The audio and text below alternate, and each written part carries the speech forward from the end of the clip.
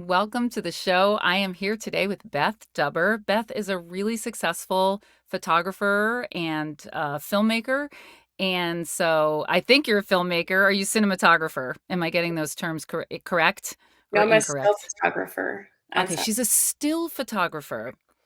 We're going to try this again. Here we go. Welcome to the show, everyone. I am so happy to have Beth Dubber here with me today. She's a very, very busy still photographer living in Los Angeles, and she has taken some time out to talk with us today. And I can't wait to hear her story. Beth has a unique situation because not only is she foster to adopt mom, but she was also she was adopted herself. She's an adoptee.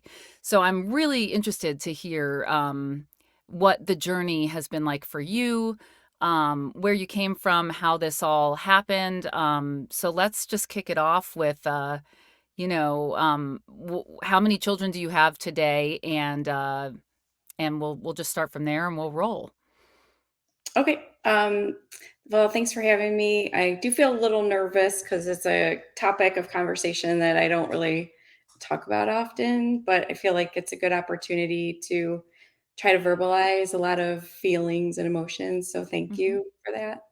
Sure. Um, I have two kids. I have an 8-year-old. She's a biological daughter that we had through IVF. I'm an older mom. There's reasons for that, which I'm happy to Yep. share as well. Sure. Do tell. I am too. So I always love talking to the older moms because I always feel like I'm 7,000 years old with like really little kids, and I'm like, oh my god.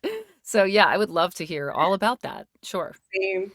And my son is 6 years old, and we adopted him through the LA foster care. Mm-hmm. Okay. Great. And so, obviously, if you went through IVF, then you were having trouble with some part of your own fertility journey. Mhm. Um, and so, how many times did you do IVF, by the way, just out of curiosity? Um, well, we did the IUIs like Uh huh. We did maybe that too. 3 times, and then 2 rounds of IVF. Okay.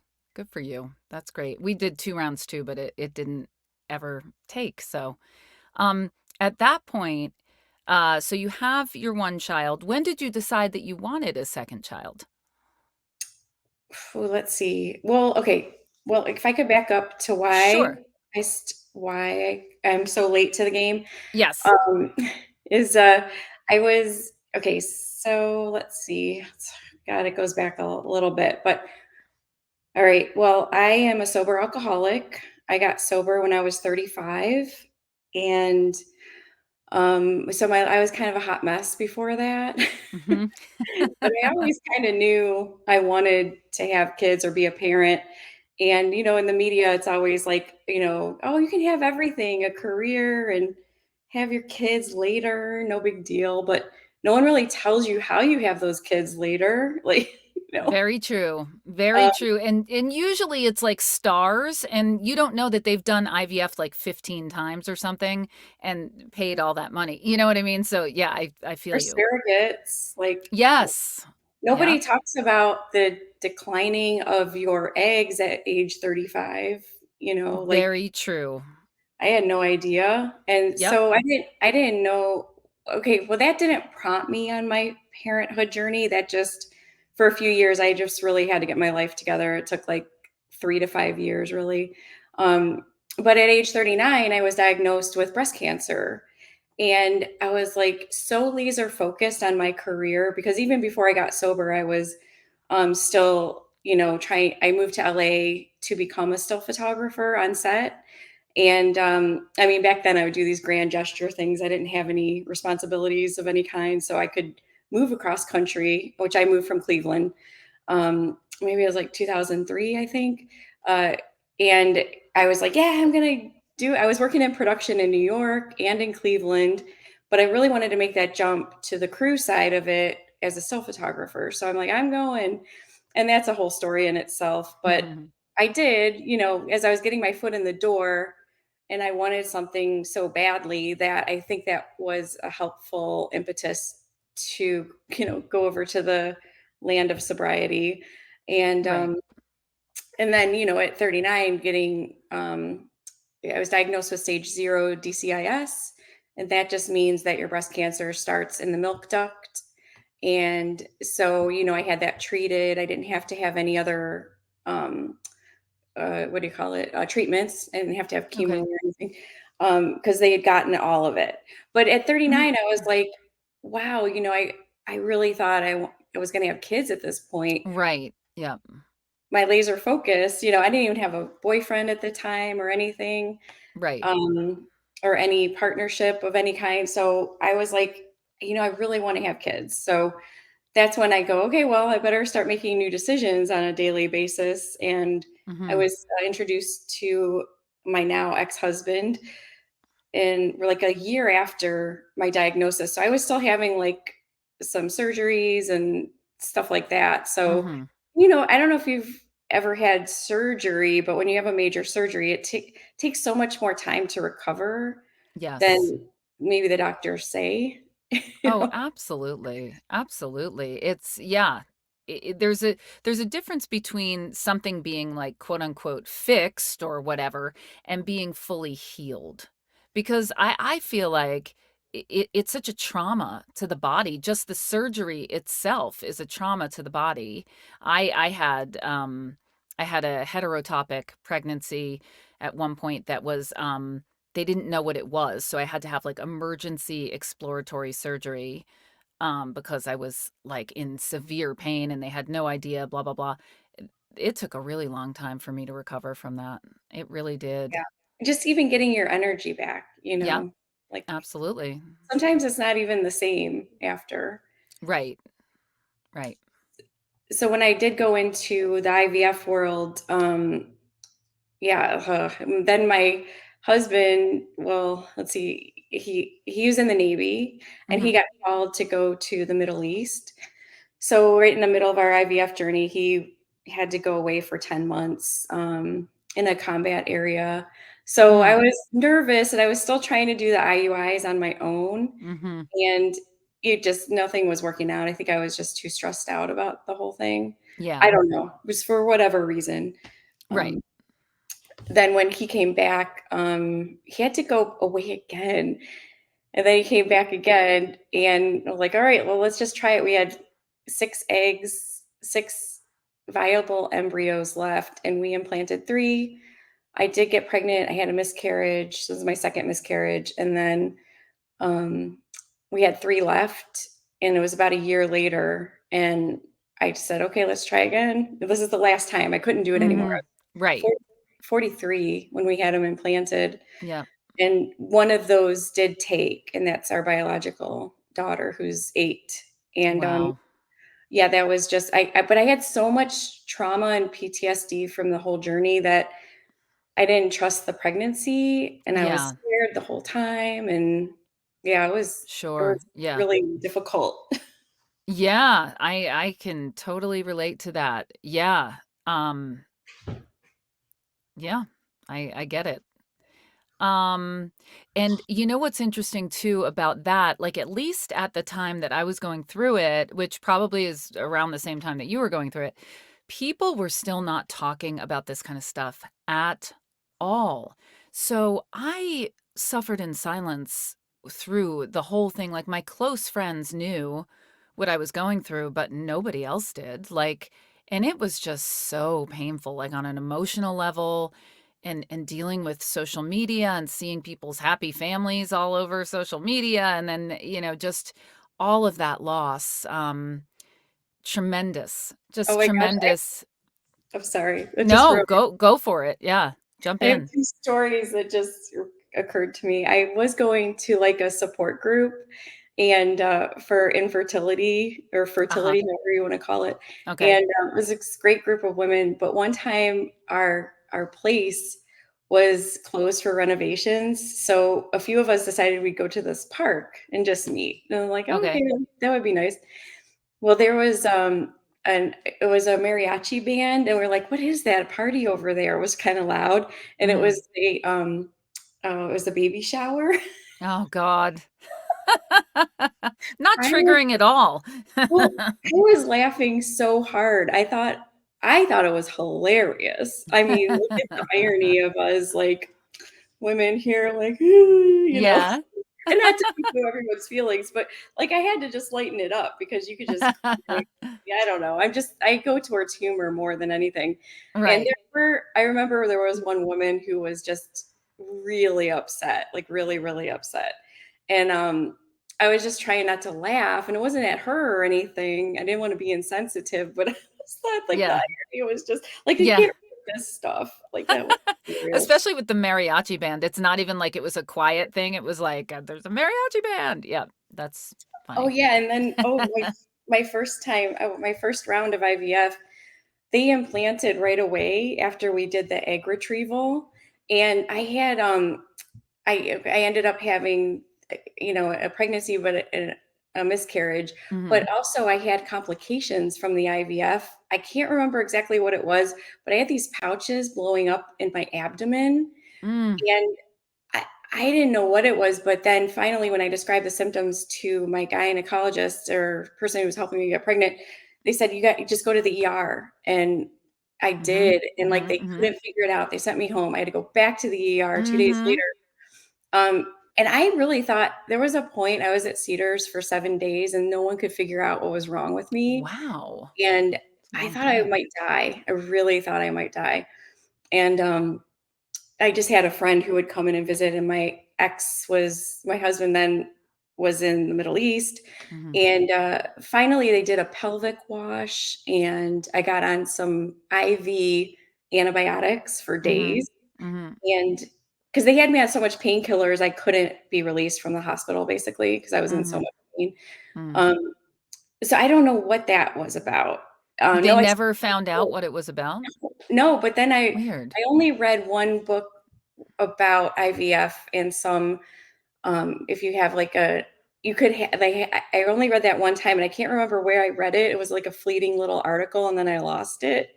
But Mhm. I think it had to do with the IVF and the inflammation Oh, and the hyper, ovulation, like, really okay. had an effect on my pelvic region. So, Sure. anyway, that was super traumatizing. Uh-huh. Yeah, that Talking about suffering in silence. Oh, so then that was my point with the whole story is they ran out of room in Cedars, and they put me in the maternity ward. Another I had to laugh. I was like, Yeah. hilarious, like, at the irony. And I mean, I was, like, really, like, walking around and, like, with my little IV in Yep. and Yep. looking at the new babies, and now everyone's so excited and happy, and I'm like, Ugh. "Okay, I feel like this is just a sign that it will happen for me," and that's what I Yes. chose to take it as. It's I like love that. because I saw a lot of people smiling and happy, and I had a choice in that moment to be like and just like at the park, I had a choice. I could either, you know and it's okay to feel upset and sad about it, but I just chose to, like, laugh at the universe and the irony of all of Mhm. it, like, I don't know, I think it'll happen for me, but I don't know in which way it will happen. Right. That's so beautiful and so important, I feel like, to, have that kind of optimism or open heart about this kinda stuff because, yeah, like, you don't know how it's gonna happen, like, I felt the same, I was like, "I'm pretty sure I'm meant to be a mom, don't know how it's gonna happen, but yeah, I'm pretty sure it's gonna happen." So, yeah, I hear you. That's awesome. Oh, yeah, yeah, thank you, and someone else had said that to me too, like, if you feel like you're gonna be a parent, you will be at some point, it just might Right, not be on your timeline or how you want it to right. happen, and at How the you time, I didn't imagined it. yeah. Yep, Yeah, the way you imagine it, that's a good way to put it. yep, Yeah. yep. Yeah, I had, an acupuncturist who once told me, "You know, everyone ends up with the right baby." And I was like, "What?" Like, at the time, I didn't understand what she was talking about, and I was just like Mm. and she was like and I kind of was like, "Well, what do you mean?" And she was like, "Well, it doesn't matter, like, how they come, but, like, they come and, like, everyone gets the right one." And I still, like, left feeling like, "Ew," like, I'm so c that I'm annoyed, but man, I've never forgotten that, and it's proven to be so true. Like, Yeah, I was it's annoyed too when I heard that thing. yeah. I want it how I want it when I want it. Right, that's right, and at every turn, I kept thinking, "Oh, now it's gonna work out," and all of this other stuff, was so that this one thing that I thought, like, the way that it should work out, it would work out, and then, like, that's not at all how it happened, and that's totally fine. Like, I ended up with the most wonderful kids in the world that are my kids for sure, and so, yeah, anyway, And I that's just listened a to your earlier episodes on your podcast, so I knew how oh, you thank you. get those Oh, cool. babies, and yeah, that was really sweet. Yeah. Yeah, yeah. So okay, so you have your baby, very difficult.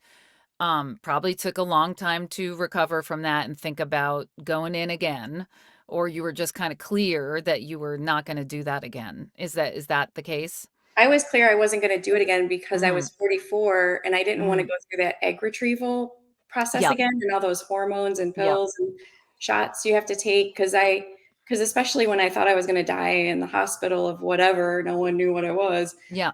I'm like, "I'm not doing that." Plus at 44, I don't know what quality my eggs are, Right. and, I mean, I was tapped out in Yep. terms financially, so I was like, I do want another kid, and I never thought I would really adopt, but I did feel kinda called to adopt, and not Mhm. all adoptees feel that way. What I've Mhm. learned in the adoptee community is some are very anti-adoption, Yep. which is fine, everyone's gonna have their own opinions and beliefs, and, like, I can only speak from my experience, obviously, but I really wanted to, and yeah, to complete our family, sure, but I also wanted to be like open our homes and heart to somebody who or a baby who doesn't have a home, who needs a home. Right. That was my intention of the whole thing. Absolutely. And were you separated from your husband at that point, or were you still together? No, we were still together Okay. and yeah, we were both on board. And Okay. it was a challenging journey and you both kind of have to be like on board for it. Absolutely. And did you decide right away that you would go through the foster care system, or were you looking into other kinds of adoption? I asked around. I was looking at foster care for sure because of my experience as an adoptee. I didn't really want to go through all that, but I was just curious about it. So I just asked people when they Mhm. adopt, and I found out a lot. I'm glad that adoption is different than it was back when I was born, because I was adopted into it was a private way, but it was also through, it was closed records. So Uh-huh. it was permanently sealed by the government, senators making decisions about this in Ohio, saying, from this date to this date, adoptees will never get their original birth certificates. And when you just place them in a family, you just don't talk about it anymore. And even if your mom, the biological mother, wants to get in touch with you, that's closed. There's no list for that. There's nothing. Like you can Wow. never find out who that person is. Just, be adopted and be grateful. Oh my god. There you And go. how does that make you feel? How did it make you feel? How I wanna get into all of that if you're willing and want to talk about it. I mean, because what comes up for me initially is, like, rage. Like, why would I not be allowed to know part of my own story? Like, that's insane. Yeah, But it is you tell totally. me because obviously I'm not. You're the Yeah, no, person with the experience. no, I appreciate the empathy. I don't even think a lot of people can do that. Um, okay, so I have a really interesting story about that. Okay. Probably in 2017, I was working on a show up in Northern California, 13 Reasons Why. I was the set photographer on that, Mhm. and, gosh, I had so many crazy things happen while up there on that show, man. It was tumultuous, but I so never saw it, but I heard, like, things about it, and like, sidebar, I'd love to discuss that show and, like, what it was like working on it maybe later or something. Yeah. yeah, call me. Okay. I couldn't say some things publicly, but Right. great experience, great cast, great crew. I was super lucky to have the job, and I would fly up from LA once a week and work about 3 to 4 days a week there, and then I'd fly back. And at that point, I had my oldest daughter. She was 1 year old at the time, and I think she was like, no, maybe almost 2. And we decided to enter the foster care program. So meanwhile, I'm up in this really small town called Sebastopol. And Okay. in this little tiny hotel, I see a sign that says adoptees support group, adopted, something about adoptees and support group. And I was like, oh, Wow. adoptee. I can't remember. Yeah, it was very odd. I was like, okay. And it was right at the end of the hall of where I was, my room was. It was on the second floor. I would have never gone by it. Right. And so I went in there, like I was about a half hour late. And I'm used to like support groups and stuff because of my sober recovery. And I mean, I'll easily go to a peer support group, but it's great. I always get Right. something from it, Sure. even if it's totally insane. It's entertaining, at least, So I go in there and everyone just stared at me. They were just like, and so this was like something I'd never been into. I was like, wow, why is everyone staring? And they said, well, this is they go, well, you know what this is? And I was like, yeah, well, I'm gonna become an adoptive mom. So I wanted to, I think it was like adoptive parents or something like that. I can't remember. I'm so sorry, I can't remember the exact topic of it. And I said, well, yeah, I'm about to enter, be an adoptive mom. And so I thought this was a support group for that. And they're like, no, this is for adult adoptees. And I was like, oh, and I go, oh, well, I'm an adult adoptee too. And I they just qualify. they were Yeah. just all looking at each other like, "Is she Like, lying? Like, what?" what? Like, Right. it does. It totally seemed like a lie because I was like, "Yeah, you're just gonna be here. I'm gonna say whatever," you know? But Right. it was something I don't bring with me on a daily basis. It's not something I think about all the time. Right. So they reminded me of that, but it really just took that 30 minutes of them just talking, and in 30 minutes, I related so much with so many things that I heard, but I never heard anyone ever in my whole world in life ever, ever, ever talk about. And I was in my 40s. And in 30 minutes, it was like an unraveling of 4 decades of being like Wow. socialized of how to feel as an adoptee. Because when I was being raised, it was like, you don't talk about it. Right. And even if you have questions about it, it made my parents feel bad. And then they felt rejected. And so I took that on, Right. and then I didn't want to talk. And so I said, well, I'm not going to talk about it to my parents because Mhm. that hurts them, Mhm. but I'll do it on my own and figure it out, which I did later. But, and anytime I remember to like even some cousins and uncles and like things that if I would say anything about being adopted, they were like, well, aren't you grateful? I mean, surely Yes. you were spared from this awful life. Yeah. And, like there was no space anywhere to have feelings about being an adoptee. So I was really conditioned. I just stuffed it. I stuffed it, Yeah. stuffed it. Sure. And Yeah. it's not Yeah. like that today. Thank God. I think it's changing. I think it's that is still there, but I do think it's changing. I think that social media, like one of the great things about social media is connecting people who have similar experiences and being able to share those experiences. So I follow some adult adoptees, and because I want to know this perspective, because obviously both of my children that's their lived experience and will be. So there's a book, I think I mentioned it to you in the email when we were first talking, You Should Be Grateful, it's called, which, is by Angela Tucker. I wanna say her last name is Tucker. On Instagram, she's Angela Adoptee, and it's a wonderful book.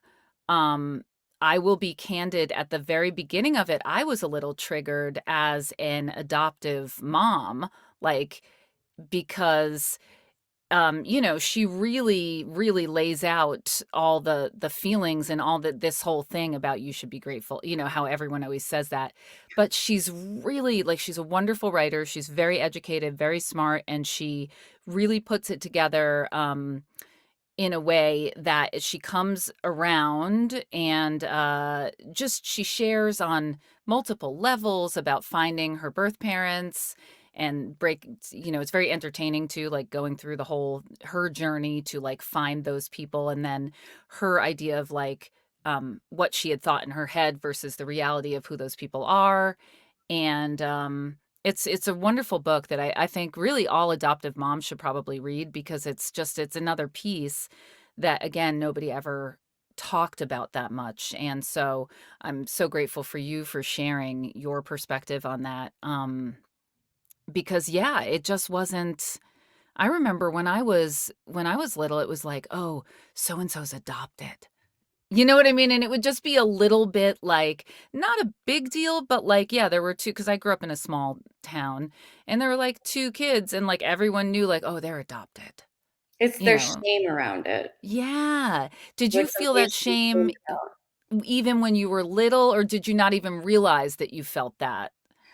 Right, yeah, both of those things. I could say that, well, what I experienced in those 30 minutes of the unraveling of the social conditioning, Mhm. there's the term for that, it's called "out of the fog," and I really Ah. went into that, and I even started a photo series along these lines, and I have an image that shows "out of the fog" from me, from my perspective, Oh, that's so and I awesome. was I would love to see that.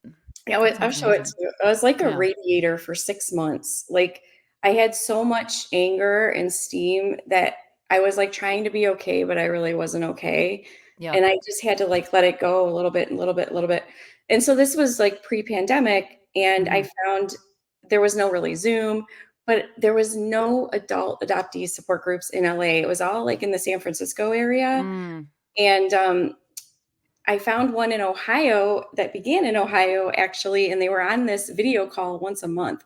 That, and there's a podcast called Adoptees On, were my lifeline to get through this time, because I was learning so much of all the feelings that, like, pre-verbal trauma that I feel, Mhm. things I can't Mhm. still to this day, like, all I can tell you is when I talk about these things is I feel a real heaviness on my chest, and Mhm. I chipped away at it through therapy and through reading books and having support groups and things like that, but it's still there, like, Yes. still it's a core thing, You feel it even now, like, when you're talking about it? Yeah, I'm That perspiring right now, and Yeah. I feel not as heavy as I did back in 2017, that's for sure, Right. 'cause I've Right, done a right. lot of work. I have tools today, Right. It's to deal with amazing that you even have the awareness, like the body awareness. That's something that I have only just been learning in the last couple of years, and still pretty new in my journey with somatics, and yeah, really understanding like what, cuz I had trauma in my childhood, and I was never even really aware of what you're talking about like until, recently. And it's amazing to get tuned into that and to really feel it physically and to be like, "Ah, okay, that's that thing again." And to just work with it and, like, accept it, like, "Okay, like, this is a part of me. We're all here together." Like, yeah, it's, good for you. I'm so happy for you. What a gift. What a gift from the universe that you saw that sign. Like, I love things like that. That's, like, so amazing that, like, you could have totally missed the sign, but, like, there oh, you yeah. were, the sign was there right where yeah, that was Well, and I was amazing. a new mom, and I was exhausted, so I think it was helpful that I was away from my baby, that I could start to have this healing before I entered as a foster mom. Yes, Yeah. yes, because, so a couple other things I just wanna ask is, have you spoken since all of that healing and sort of awareness and your journey, your personal journey with your adoption, Mhm. have you spoken to your parents about any of this, and at how did they feel about it? Well, everyone is deceased, biological and Okay. adoptive, which are my real family, is everyone's like, "What's your real family?" Is the ones who raised me, Right. my That's real family. nice. Nice to say. My biological parents are deceased as well, and, Okay. but my biological mom died in 1988, so it was a long time ago, and my dad died around I found out he somehow found out or asked me if I had ever looked, and I said yes, and I found out who she was, but she was deceased, and I Okay. gave him a little bit of the story, Yeah. and he was open to hearing it at that Mhm. point. Mhm, mhm, mhm. Okay. Okay. And, Yeah, that in and of itself, like, discovering that she was deceased must have been difficult. And also, sidebar, how did you if the records were sealed, how did you go about finding, out about your Oh my god. biological parents? There is this okay, first of all, Ancestry and 23andMe and all that, but there's Yes. this awesome nonprofit group in Cleveland that's just specifically for Ohio adoptees that there's this wonderful woman named Betsy Norris who lobbied for like 20 years to get those sealed documents, those OBCs, as we call them, the original birth certificates, unsealed. And so, as I was going through this healing, and I was saw this group on Facebook, and then I, called them and talked to them. It's like you Mhm. pay $100 a year for the membership, and there's like this woman, Tracy, who is a genealogical expert. Mhm. Even if my biological mother had been deceased for a while before all of these things, like she knew how to trace it based on other Wow. people who have gotten their DNA done, and also through like news clippings, and like she just did a lot of research. And Wow. oh my god, it That's was amazing. amazing. So I got Yeah. my original birth certificate, and my first name, like most adoptees, was baby girl, Right. Yes. Yeah. as my son's name was baby boy on his as well. Mine was, yeah, baby boy Doe. I don't know why they add the Oh, okay. Doe, Yeah. D-O-E, baby boy Doe. Yep. Hmm, And then he had a number actually. And when really? I would yeah, when I would go to any appointment or whatever, I would have to say, baby boy 68402, like so impersonal and ridiculous. Like, luckily the people at UCLA, because I was in LA at the time, they would say, "Well, what's his name? What are you calling him?" And Dominic. And so then, but it was a little bit dehumanizing to have a number and to have to use the number on all the forms for 2 years before we Yeah, adopted him. Yeah. yeah. Yeah. Um, so getting back to, you want to have another child, you are thinking adoption, you were thinking specifically foster care system because you wanted to give somebody a chance who might not otherwise have one. Um, what was that? Did you go through an agency? Did you go straight through the county? And what was that process like for you?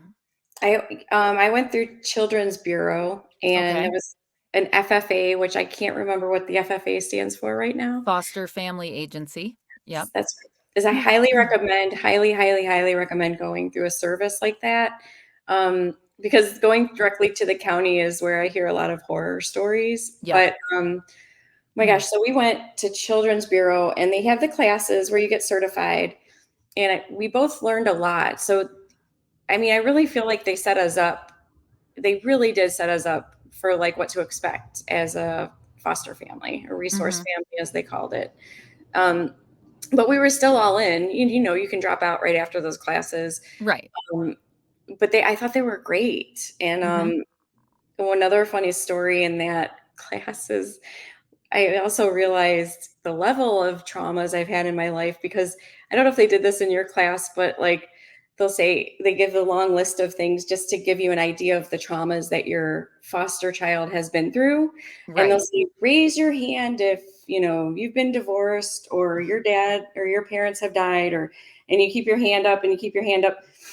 Well, okay, so I won the trauma contest.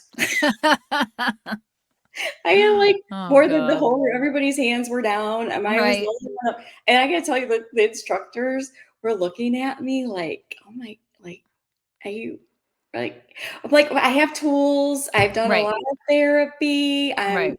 like, And I also think, like, all of that really helps you. It equips you to deal with another child, to help another child who has trauma, right? Because I really felt that too. I felt like the traumas that I sustained in my life, in my childhood, really, I knew that I was going to be able to relate to someone with trauma. I knew it wasn't going to be the same trauma, but I know trauma, and I've journeyed out of trauma, so I knew that that would be an asset for me and for the child or children that we were going to adopt. So, did you have that feeling too? Yeah, I mean, I still do, and I feel like having past you don't it's not, like, necessarily a requisite, to become a resource family, Right. Absolutely. but, I feel like it is an asset only if you've gotten out of it, like, say and you get tools from it, like, Right. through therapy or through any kind of programs, or you have perspective, and you have, like, a mental awareness and a solid ground and a regulation, like, your emotions are regulated because Yes. I know a lot of people with unprocessed trauma, and now that I've gotten better over the years, I can't really be around them because I Mhm. find them triggering or exhausting. And it's like, wow, I wish they would like get help for whatever is ailing them because something is Yeah. obviously ailing them. Right. Yeah, I do. I do. Are there moments, just jumping to the present, are there moments in your parenting where your trauma comes up, and how do you deal with that? Oh, yeah, I think Asking for a so. friend. No. Just I think uh, I only know how to speak from the heart and to be rigorously honest. And Mhm. I think that one of my biggest core issues is abandonment, Mhm. and I acknowledge it and I feel it. I'm aware of it. And sometimes, and I know that parents feel this way even if they don't have that core issue, but mine I feel like is directly related. Like everyone I've ever loved has really left me, like everyone, pretty much. And Mhm. that's what I'm used to. So I have this like irrational fear that my kids are going to leave or that I'm going to die early and they're Mhm. not going to have me around, or Sure. something's Yeah. going to happen to them. It's like every day. And Wow. I just try to like, just know it's an irrational thought, Right. Yes. like Yes, yes. and sometimes, yeah, I mean, I'm sure, and I know I'm going to screw up my kids somehow that I'm unaware of. Right. Right, right. We could only do our best, right? Right. Yep. Yep. It's true. It's true. Yeah. Yeah, it's such a journey. I feel like parenting really, really brings up stuff. It's It like a just mirror, like an uncomfortable mirror. yeah, it is. It really Like, is. they're right there. Their kids are like reflecting everything. Yeah. Oh my gosh. Yeah, totally. And then some things that are like wildly different, like my daughter has always been really good about speaking up for herself and like what she's going through or like what she's experiencing. I'll never forget the first time I took her to a swimming lesson. She was probably like 4 or something, and she was terrified, and she started screaming and crying, and she was like, "I'm scared. I want my mommy." And like she was just screaming, and I was so impressed. I was like, "You go, girl." Like I'm so impressed that you're able to express yourself in this way. Like, that you're able to just say, "I'm scared." Because I didn't know how to do that. Like I did everything totally afraid without saying it. Like I just did it. I thought I had to just shut up and do the thing all the time, regardless. And that was all the way from a little kid through teenager. You shut up and you just do the thing, and secretly down underneath you're hating it, or you're frozen, or you're whatever the trauma response is. But I was not able to express myself in that manner, and I shared that with a therapist once, and she was like, Rachel, that really speaks to the safety that you're providing this child, that she feels like she is able to express those feelings. And I was like, oh, wow, that's such a nice way of looking at it. I never thought of it that way. Like I think it's a little bit of both. I think she's also just really expressed, but I also think that other thing must be true as well. Absolutely. Yeah, and I learned that too. Like, my traumas in my family growing up and not, recognizing that I'm just genetically different than them, even though they're Caucasian and I'm Caucasian. Mm-hmm. I was always other. I always felt different. it's like it's okay to like recognize that and then provide the safety for the child to recognize that, because my son is Hispanic, and he in the sun his skin's getting darker, and Mhm. we are all very, very white, and our Mhm. skin is very white, and he's just been noticing that this summer, and Mhm. he's like, "Well, mommy, why is my skin this color? Is it when I grow up, is it going to be like your color?" And Oh. I know, I'm like, oh my gosh, I don't even know if what I'm saying is the right thing to him, but, I What do just you say? gosh, I say, like, um, I just try to explain the pigmentation is just different, Mhm. and we're all the same. We have the same hearts, and we all love each other, and it doesn't matter what color your skin is. But I Mhm. also say, and okay, so one difference that I'm making a conscious effort from, like, my mom told me at age 6, which my little adoptee Alex is age 6, and I just say adoptee, he's my son, Right. Yeah. um, I don't acknowledge that difference at all. Right. Um, but e they told me as an event, like, "Beth, come here," stop me from playing, and it's like, What? "We Oh, really gotta no. have to tell you something, and it's something you can't tell anyone, because, your friends will probably make fun of you, and, and honestly, and I know my parents, they Oh. love me, Yeah, no, of but, like, course. as a six-year-old, I don't know, I did have a lot of shame around it, so but it Wow. did Wait, wait, change. wait, wait. Yeah. I'm sorry. That is like I just have to pause there for a minute.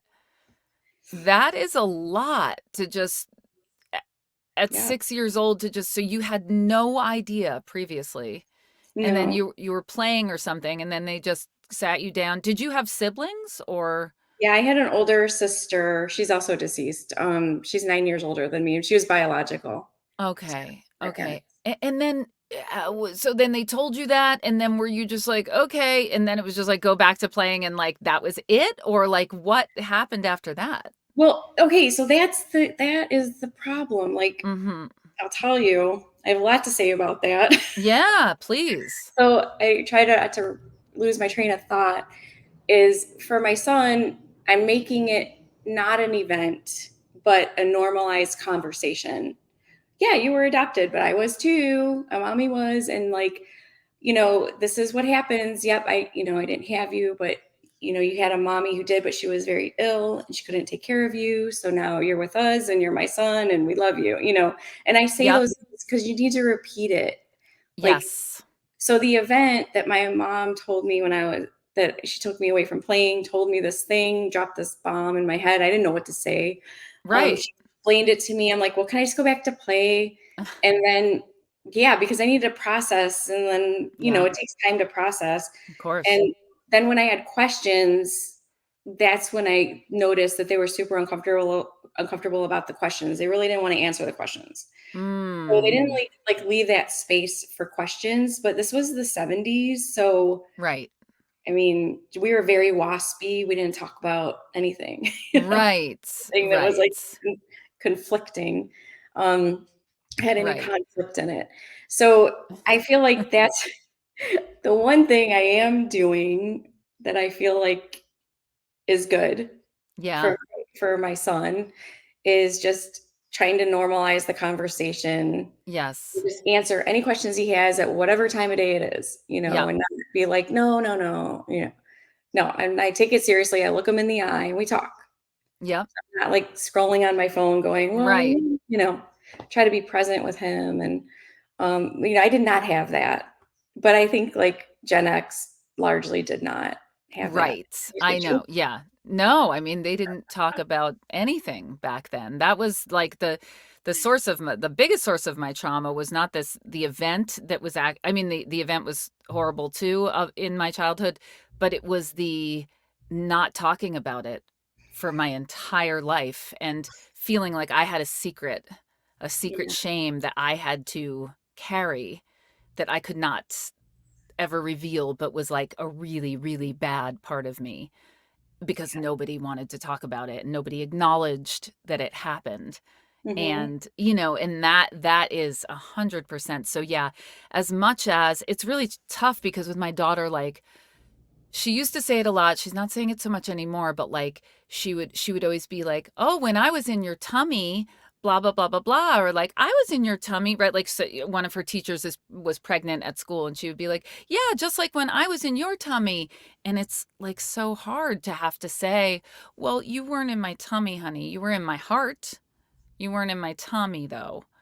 Because I Yeah. have to do that because I don't want her to and I don't know whether she's saying that because she actually really thinks that she was in my tummy, or whether she is saying that because she wants to believe that, or she wants to change that narrative, or whatever it is. I'm still not really sure.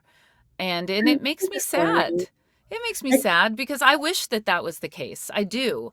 And I kind of believe, and she's said this before too, and I don't know again whether she's picking up on what I want to believe and then saying that, or whether she said she was in my belly and she tried to come to me. She saw me and that she wanted to come, and then it didn't work out and she had to find a different way to come. Not in so many words, but I kind of pieced that together from what she had said to me when she was very little. So I don't know what, because I was previously pregnant. So who knows if that was true or if it wasn't. I like to think it was, you know, um, but we'll never know. And yeah, it's just a tender part of our story together that, that's the fact. yeah. And, And and there's okay. go ahead. Well, there's one other component. Mhm. I'm so glad you brought up the transracial thing. When we adopted my son, he's African American. And so Izzy really had a difficult time, sort of like, she very much noticed how different he looked from us. And so she had this weird, like, she had this weird thing where she was like, he's not really a part of our family because we all look the same. And this is when she was littler, like when he first came and stuff. And as his skin was getting darker, and it freaked me out and mortified me. And have had many conversations with her about race and about all kinds of stuff. But also just starting with that, like, yes, you're right. We do have different color skins and we are different because Dominic is adopted just like you are, but he had different biological family. You had Filipino and Japanese, and Dominic has African American and Armenian, but aren't we awesome, like an awesome blended family that we all look different? But I think for her, the her wish of having us be this biological unit was kind of shattered with him because he looks so different and would sort of blow her cover in a weird way. Does that make sense? And Mhm. again, I'm kind of like, just I'm playing therapist here saying this, and we actually are going to be starting her in therapy just to, like, so she has a safe space to talk about all this stuff. But I think it always bothers her when she sees us when we're out and we don't all look the same. When we see other families and they're out and all the kids look the same and they look like their Mhm. parents, and she doesn't have that. Her brother doesn't look like her. And I know that she experiences that otherness without saying it. And again, there's nothing I can do about that. That's something that we have to live with and work through. Yeah, I think just acknowledging it, first of all, talking about it, being willing to talk about it and just reinforcing what the truth is and the facts. Like the facts are pretty neutral, but just, being consistent with the narrative over the years, because there's always the same question over and over again with kids, Mhm. Mhm. Um, and the way I can relate with that one is that I'm divorced now, Mhm. and um, our little one was like 2 maybe when we got divorced, and our older one was like 4, or maybe the 1.5 and 4 or something like that. Okay. And the 4-year-old it cried a lot, cried, just cried a lot. Mhm. Daddy wasn't home, Yeah. we Yep. were in separate houses, and so Yep. she feels different because most of her friends at school, their parents are married. I mean, Right. there's only a couple of us that are, like, divorced. I don't know why. That'll change. That'll change as she gets older, I'm sure. I'm sure. And, yeah, I mean, relationships are tough, so I'm happy that for any couple that can stay together and weather the storms, it Right. is Had challenging. you finalized the adoption of your son before you guys split up or after? Ours happened so quick in terms of the process, as you know, could take a very long time Yep. depending. So Alex was born in 2018 and we adopted like 18 months after. Wow. And That is fast. that was in 2019, at the end of 2019. And so pre-pandemic, and we divorced in 2021. Okay. Well, I asked him to leave at the end of 2020. So, and then we were separated and it took a while to Right. get the paperwork all done. Sure. So the Yep, yep. finalization was the end of 2021. Okay. And are Um, you co-parenting together still or no? yeah, I mean, this is funny part is like he's like living here again. Oh my God. Like, oh, Really? we're like, and we're just friends. We're like roommates. We're great co-parents, but like, I don't want to. Uh-huh. Maybe we could edit this part out. Sure.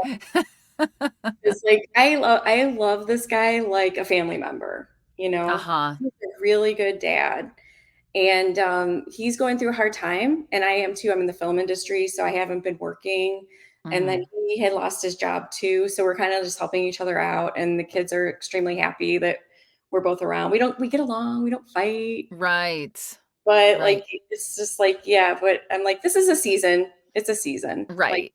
it'll it'll Do you have progress. separate rooms or you Oh, stay yeah. that's maybe too much information, but I don't I I'm really very honest about it, honestly, like, he sleeps they have a my kid has a king size bed, Mhm. so they just sleep in the king size bed, and I have my own room, and our eldest daughter has her own room. Okay. Because I had this idea, like, I like to travel during the summers because the kids are out of school so long, and I Mhm. put my house up on Airbnb, so we put, like, large beds in all the rooms, basically. Uh-huh. Right, right, yep. Yeah. So, like, yeah, I'm chatting with you like we're just girlfriends on the phone with each other, but I know Right. something out to the world. Yeah, no, that's no problem. Tell me yeah. I mean, I actually think it's fascinating, and I think it would be good for people to hear Yeah, about the that's okay. different Yeah. combos and the different because it's like really if it works for you, then it works for you, then that's great. And I can see how it would be for the children thinking like, "Oh, are mom and dad getting back together?" Like, is it that way for the 8-year-old? No, because I make it clear, plus they do Mhm. spend part of the time at grandma's, Okay. sometimes, and, I like, normally when he's working, I have the kids from Sunday through Friday, Okay. and, so I mostly have we're 100% amicable, I have them most of the time, I do the juggling, I figure it all out, but he's just been Yeah. around a lot more since he lost a job recently, and, but yeah, it's Yeah. like I said, we're amicable, but we don't give the kids any illusion, like, they're gonna be at grandma's for a couple Right. days and, Got that's it. I feel like it's all good it's like the best case scenario for It them. really is. I don't I think know. it is. I think that's wonderful. If you can be friends and do it like that, I think that's great, and it's great for the Yeah, kids. I feel very lucky because I do have a lot of divorced friends who are, put through the ringer Yes. financially and emotionally. Yep. Absolutely. How Yeah. what's the relationship like between your son and your daughter, and has there ever been any like, when you first brought him home, was she so little that it just kind of was like a natural thing, or what's that like?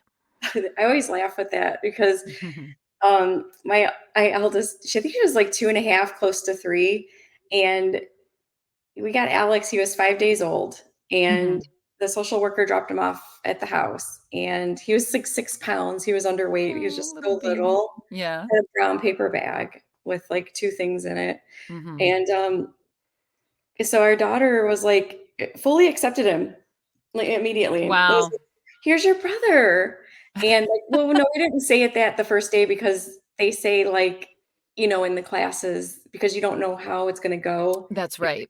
if you're going to adopt or you're just gonna be there to foster, and then they get reunified with their biological family. So we didn't say that at first. We said, oh, here's, like he's gonna be like a brother to you, and Yeah. he's gonna be with us for a little bit. And she Aha. accepted him, loved him immediately, like tried to hug him, and Aw. just she's always been that way with him, even now. I mean, they argue and bicker and fight and all that stuff, but she's Right. very loving and always wants to hug him, kiss him. Oh, it's so sweet. And did you so you got to name him. You named him Alex. Well, Okay. I heard that his biological mother, just through the social workers, named him, Alex, so then it Oh, was that kinda was like nice. we didn't have a name or anything picked out, and I Mhm. didn't know if we were gonna adopt for a while. We Right. called him Peanut as a most of the time because he was so little, and he's still Mhm. very little for his age. He's Mhm. very petite, and his so I just left it for his mom, like, because I just wanted to acknowledge the first mother's, trauma, because every woman who gives up their child for adoption, there's trauma for her. We always forget that part of this conversation of and that part of the triangle. We all come with trauma. So like three sides of this triangle get together and we're all traumatized people. Like the maybe it's a couple or a single mom or dad who want to adopt and they just for lack of whatever, there's trauma in their life because they're missing something. Mhm. And then there's trauma from the first mother, which is the biological mother, because a lot of times they don't want to be separated from their child. I'd say most times, as Yep. situations and they're not getting the help they need and they just want to give this child a better life. That has got to be extremely traumatizing. And then not to mention for the child because of just the nonverbal, preverbal trauma that exists. There's a book called The Primal Wound that was really meaningful to me and it really Mhm. helped me a lot. And I would suggest to anyone on that triangle to read Mhm. that book, um, Okay. because Thank it you. does talk a lot about the preverbal trauma of adoptees.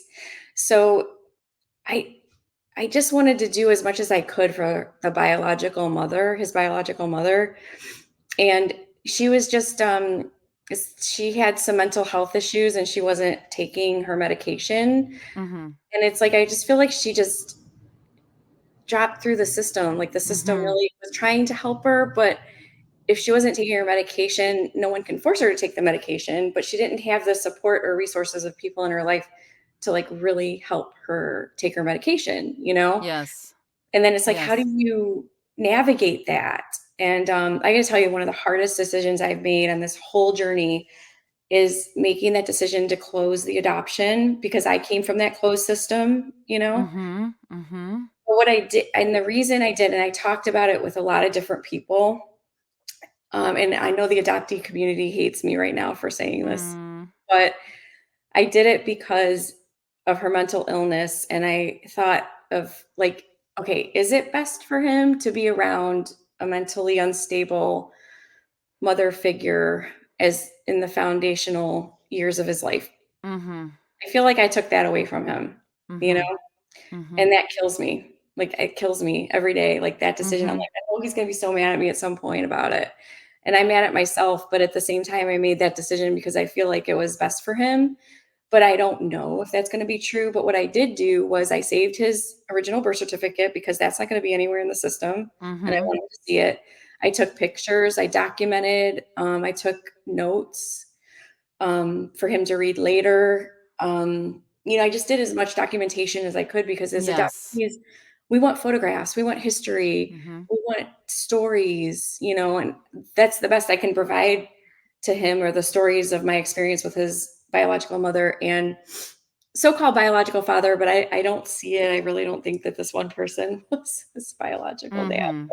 Mhm. But Mhm. he was kind of a scary dude. He was definitely on drugs and every time we'd have visitation, he would have to leave every 10 minutes Mm.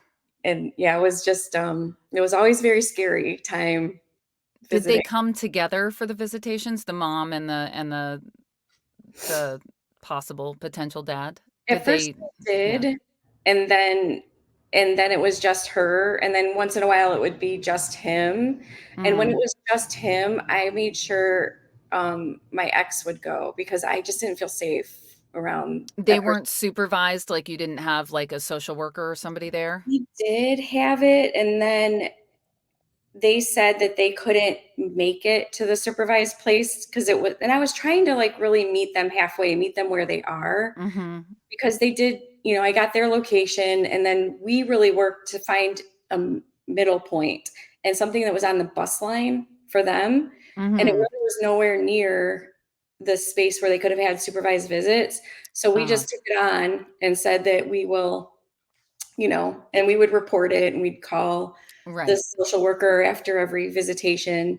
Once in a while, they wouldn't show up at all, but we really went out of our way to, like, see if that consistency could happen for them, Uh-huh. to see if they were doing the work as parents, like, to get him back. Yeah.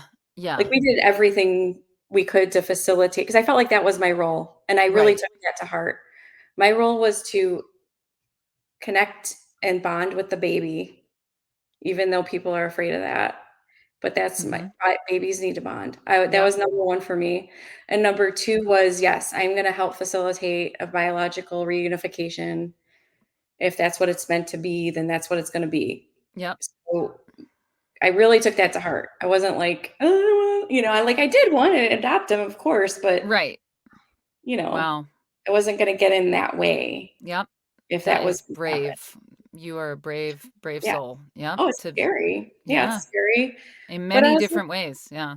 yeah, and a lot of people can't do it, and, like, I heard, and I haven't heard I always hate to, like, share stories I've heard from a friend of a friend of a friend, or, like, social workers, Right. what's true and what's not true, but, Mm. like, people, like, giving back the foster kids, like, Oh, I can't even imagine, because I that's know. just every time they're moved, it's a trauma, and, it's a Yep. rebonding, and it's like, God, I can't, like, they're like, "Oh, well, I gotta give 'em back because I'm not sure this is gonna work out for us, and, I don't wanna get Mm. hurt." Mm-mm. Gotta put your, like, Mm-mm.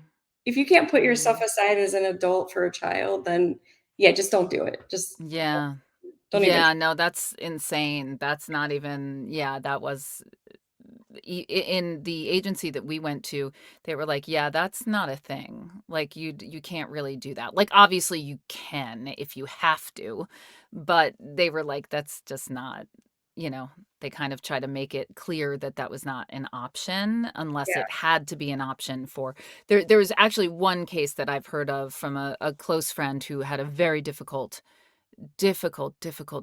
experience and had other children in the house, and it wasn't safe for them, and so that one didn't work out, and Mhm, it's sad, but it was an older child who had, years and years and years and 15 different foster homes, and it was a and they had hid that from her and hadn't, like, told them anyway, it was a tough situation, um but I think, yeah, in almost every case, that's for sure. Yeah. mhm. So how did it why did it go so fast for like, did the biological parents decide, like, we can't pursue this any longer, or did they just not show up to their stuff and then it just because usually they don't terminate parental rights so quickly. They did, because this was the birth mom's 4th child, and the other 3 had been adopted to Aha. 2 other families. Okay. And so those other families were approached, but not for, like, 2 months. Like, I had already had the baby for about 2 months when the families were approached about him, to keep the siblings together at least. Uh-huh. But one of the moms, I did meet her because they did put us together, and she's lovely. Mhm. The other family doesn't want any contact whatsoever, and so I just, we Hmm. leave that, but at least this other mom, she kinda lives near me. We've gotten together, and she's great, and she's like, "They did contact me, but, like, I just knew that you had him for, 2 months already, and I Yeah. think that would be pretty traumatizing," and then it's very sudden for her too, like, "Oh, do you want a baby?" Right. Yeah. And then you gotta go Yeah. through the whole certification thing, so even if you said yes, it would still probably take another 6 months to get Right. certified, you know? So she just said no for those reasons. Yeah, no, For that the makes sense. bonding that's Will already, you yeah. Sorry, go ahead. No, just for the bonding that had already happened with us, and also not being able to do it on her part as well, and just Right. causing another trauma for the baby. Sure. And will you stay connected with her, so Yeah. that the kids can know each other growing up and all of that? Yeah. Good. That's so great. That's And I think really they're just half special. siblings. I think they just have the same mom. Mhm. Look just by looking at them that they look a lot different. So, Right. guessing. Right. But how great for those kids to be able to have that connection to their biological family. Yeah, Yeah, yeah, definitely. I that's mean, great. yeah, I do like I said, I'm doing everything I feel like I can do to help foster that, you know? Right. Yeah. Yeah. I don't know. I'm still not gonna make everybody on the triangle happy, but that's okay. Well, I think you're doing an amazing job. It's so great to talk to you. I could, like, talk to you for so much longer. Um, there's still the things that popped up in my mind when you were talking that I'm like, "Wait, do I wanna, like, ask her about that, or should I ask about this?" Um, is there anything else that you Oh, I do wanna ask one other thing about the transracial piece. So you said he's, Latino? Yeah. I don't yeah.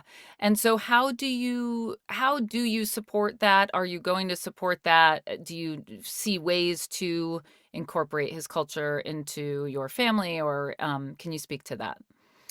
Well, yeah, I told my, I had a hairdresser who was also Hispanic, and he Mhm. was like, he asked me that same question. I was like, "Well, we're going to Alvera Street," and, it was just a joke.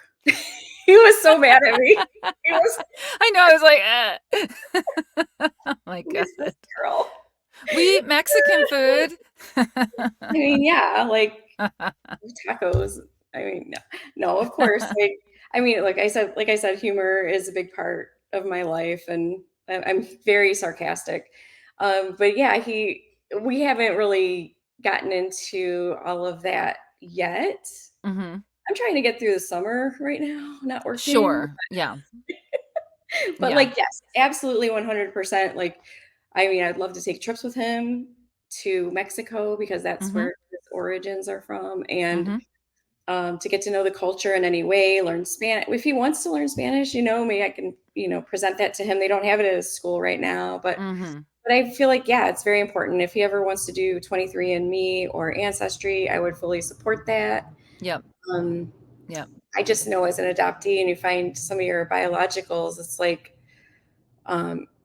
it's sometimes it's great and sometimes it's not, you know. Right. Um, Sure. Sure. but yeah, I do agree with, of course, you have to. I mean, I feel like, yeah, that's definitely an obligation I take on. And if I had a bigger house, I would take on more kids. I really think Mm. I would love to foster and adopt. Oh, Mm, that's so great. That's so great. And if he were to have a biological sibling, would you be open to adopting that child, or at least fostering that child to adopt? I would. Possibly. Yeah. Yeah. Yeah. Yeah. I would totally. Yeah. That's great. I mean, it's just the depth of your experience and what you can speak to is really so great. I want to go back just for a minute and revisit the pre-birth trauma piece. And is there a way, obviously I'm going to read that book, but is there a way to address that? Like, how do you address that? And is that's something that you yourself have experienced also, and then your children, or your child, Alex, would also have experienced that most likely. Yeah, but also we are softer cushions, I feel like, for them to land with that trauma and Okay. feel it. You know what I mean? Like, Yes. I feel like maybe because of my decades of having to stifle how I really felt about any uh, any feelings of being an adoptee were just like shut down, like Right. shut down. And I feel like I just have to say this.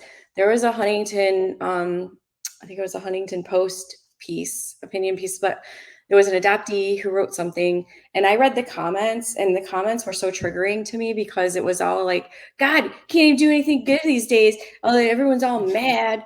You're mad being an adoptee. Like, well, Right. why aren't you just grateful? Like, it was just like, but like hundreds of Yep. these same comments. So it really, rings home to me like, yeah, I am like, I have an open heart and like I want to bond with these babies and I want to also give them space to like feel and heal, the trauma. But like it's okay to be grateful and also be really angry.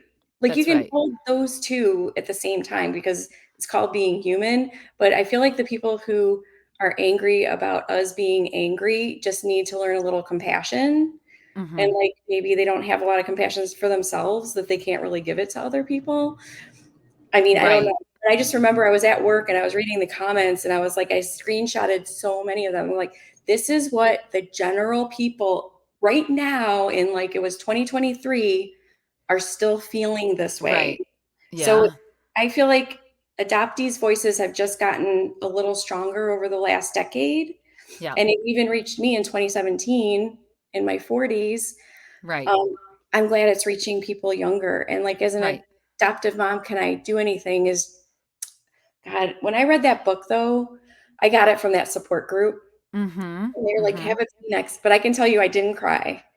But I could hardly breathe the whole time I read it. And like there was a heavy rock on my chest the whole time I Mm. read it because I could identify with everything it was saying. And it was hard. And even just talking about it is kind of hard. Like it's just I don't it's mind blowing for an adoptee, the pre-verbal trauma that Mhm. exists. And I was like, holy Mhm. crap, I didn't know I had that, but it makes so much sense Right. how my Right. life has been. And like when people say I have PTSD and all these crazy decisions I've made in like my younger years, Mhm. that just and like also getting toward addiction, like there are a Mhm. lot of adoptees who are like, in addiction, like, Mhm. in, like, alcoholics, drug users, like, there's a lot, and Mhm. not a lot of them are open to dealing with adoptee issues. They don't even know that it is an issue Right. because they've been Yes. told their whole life it's not an issue. Right. Just grateful. Yeah. So, I don't know, I think just, like, educating yourself, reading articles, you don't even have to necessarily read books, but, like, in the podcasts, oh my god, podcasts, Adoptees On, the best adoptee voice podcast out there. I Oh, I love can't wait to check it out. it, love it.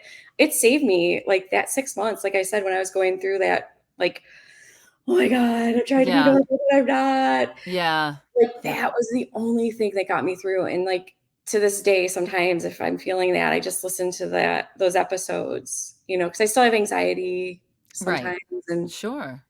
it's Yep. really good to just hear and identify with your fellow voices. And as an Yes. adoptee parent, you can listen just to hear the adoptee voices. You might not like a lot of things they say, but just being open to hearing it. Right. Absolutely. Absolutely. Thank you for sharing that. And you've shared a lot of really great resources, and I will link to those in the show notes. Oh, there's one more because there's a Yes. lecture. There's a lecture by Paul Sunderland, Okay. and I just re-listened to it. It's about 53 minutes long on YouTube, and it's about adoption and addiction. And it's Mm. really fascinating study. So I'll give you that link as well. Oh, yeah, that would be great. Absolutely. Beth, it's so great to talk to you. Thank you so much for just being so open and being willing to come on and share your most personal history and everything with me and with any listeners out there who really, really might benefit from hearing this. I'm so very grateful to you for for coming on. Thank you. Oh, no, thanks for having me and helping me talk about these things. Like I'm kind of a hot mess right now.